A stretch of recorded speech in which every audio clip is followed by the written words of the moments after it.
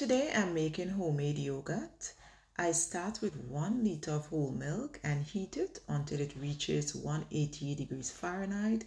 Then let it cool to 115 degrees Fahrenheit. Next, I mix a few tablespoons of my homemade Greek yogurt with a little warm milk, then stir it back into the pot.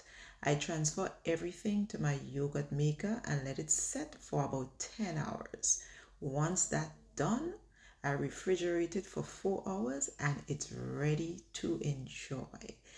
For more tips, make sure to like and subscribe.